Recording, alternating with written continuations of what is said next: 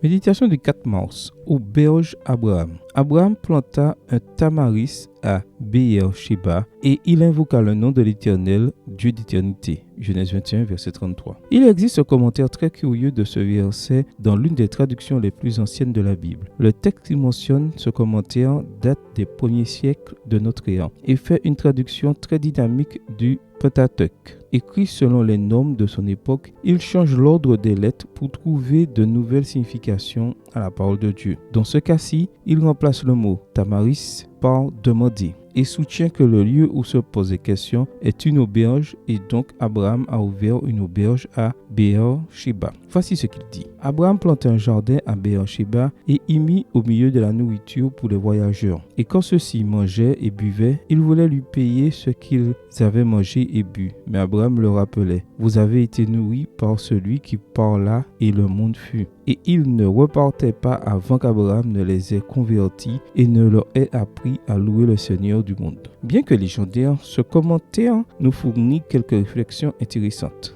D'abord, la manière extraordinaire d'appeler Dieu, celui qui parla et le monde fut, ou le Seigneur du monde, parce que cela nous rappelle la grandeur d'un créateur qui crée des univers comme si de rien n'était et les soutient comme si cela s'arrêtait là pour lui. Ensuite, l'idée qu'Abraham était un témoin né de Dieu. Nous n'associons pas toujours cette image avec le patriarche et nous devons nous souvenir que grâce à lui, beaucoup furent bénis, y compris nous. Comme le dit Galates 3, verset 8, aussi, l'Écriture prévoyant que Dieu justifierait les païens par la foi, a d'avance annoncé cette bonne nouvelle à Abraham. Toutes les nations seront bénies en toi. C'est que parler de Dieu, c'est offrir de l'espérance des bénédictions en tout lieu. Quoi qu'il en soit, le tamaris donne une bonne ombre dans les lieux arides. C'est un endroit où se reposer des fatigues du monde, penser à Dieu et parler de lui aux autres et même le remercier pour cela. Le tamaris est une occasion de rencontrer celui qui parla et le monde fut, ou ceux qui sont du monde et veulent être meilleurs. Nous ne savons pas très bien si le tamaris est un arbre ou un arbuste, mais est-ce important?